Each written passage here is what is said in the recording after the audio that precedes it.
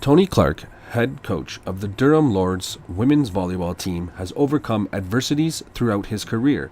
In just his third year as head coach of the Lords, Clarke won 2 Ontario Colleges Athletic Association silver medals, 2 OCAA Coach of the Year awards, and has been nominated twice in the past 3 years for Canadian Colleges Athletic Coach of the Year, winning this year's CCAA Coach of the Year award. His accomplishments as a coach is known around the province and across the country. What most people don't know about this humble man that goes above and beyond his duties as a coach is his biggest feat and his battle with cancer.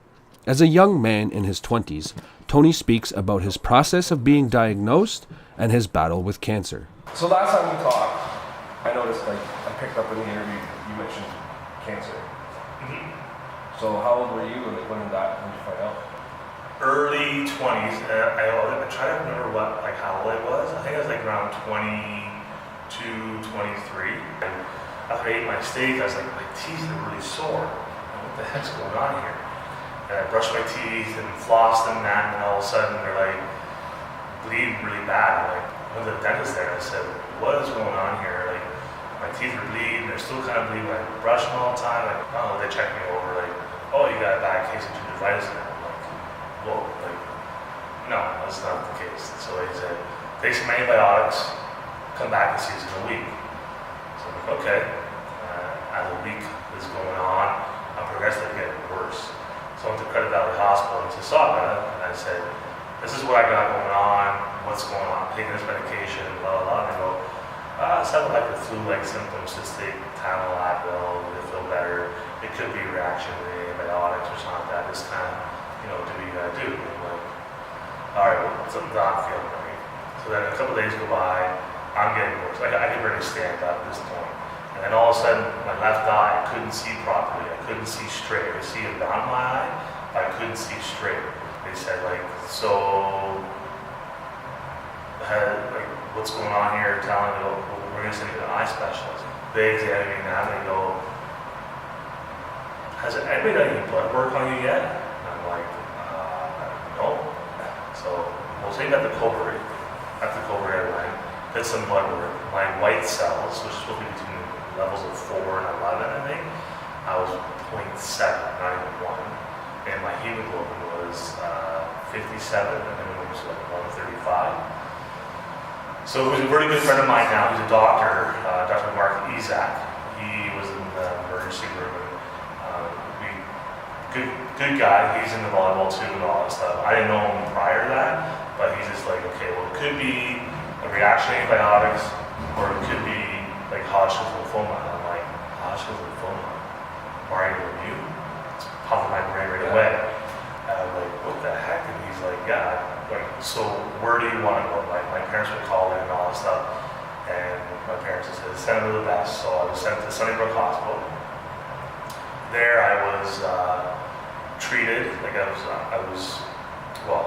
bone marrow and all that stuff, so I was they took a needle back of your hip, they aspirated bone marrow, and then they screwed in a tool, banging on all 4 sides and pulled a piece of my bone and all that stuff. Well, so within 8 days, I was diagnosed with acute lymphocyte leukemia, which is most common in young kids. And then I was starting my treatment. I did 2 years, 2 months of chemotherapy, no radiation needed. And I had some good days, had some bad days. So, what, it was 2.5 years and then it was just gone? Yeah, so basically with cancer, everybody has cancer cells, other than how they get reactive, right? So basically I've been in remission now for about 15 plus years, I think now.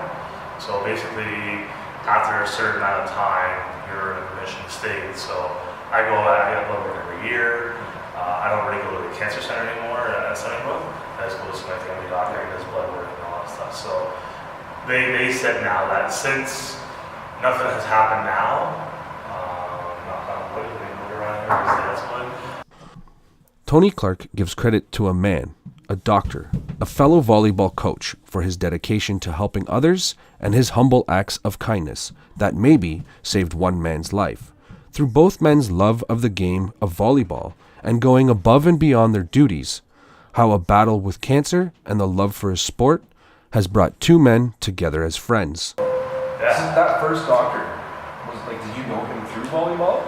No, like Mark Isaac, I met him, like I knew of him within the community, but then our relationship grew better because like he was one of the first ones to see me, and then he played volleyball in a club and all that stuff. I coached with him at Breakers, so he coached in the club system after I left to go to Royals College and that. So he's a doctor and then still does volleyball? Yeah, he still, I don't think he's related to the volleyball scene as much anymore because his daughters are a little older now. They're all at university, I believe. So, like, he has been a great supporter of me with volleyball. Like, we had a couple of years we had a player, Emily Hacker, who was here, and he was her sponsor for a basketball program. So, like, he's come to some games and all that stuff and that. If I ever need any kind of thing or question anything, I was just send a text and all that stuff, and he'll tell me and this and that. So we built a great relationship. And so that's why I look at him too. Like, hey, like, you know, I want to pay it forward to him. You know, he's a pretty humble guy too. Like, say, hey, like, how can I help you? I've been in some practices for him in his clubs and that. Going through that, what do you think? Like, did that change the way you looked at life? Oh, for sure. Because before I thought I was like invincible, right? You know, I partied hard. Oh, so you were young too, right? Yeah, I was, you know, still trying to find myself. When I left from Kingston, Mississauga, I, you know, didn't really save any money at all. I just kind of like, you know, every weekend was party. Sometimes every week was party. And I'm like, oh, you know, and a new lease on life now. I have to look at things a little bit better and say, hey, you're not invincible, right? So it's like, it totally woke me up. Took a while for me to really grasp it, but it has affected me to this day. Humbling one man's look at life, giving him a new perspective and reason to change. Big feat to beat it and to still be here, but it's hard not to think about it. Would you say that's your biggest feat? One of them, yeah, for sure. You've done a lot between coaching and personally, right? Yeah, like it is a lot. It's probably one of my toughest tasks, I think, to have beat the cancer. But it's just, you know, you're never really work either, right? You just gotta kind of keep on moving forward and not look behind. But it's hard not to look behind because that's who made me now. Like if I would have continued on the way I was before, I probably wouldn't be married to my beautiful wife and having two great kids and having this opportunity, coaching and where I am working and all those kind of things. I wouldn't necessarily be there.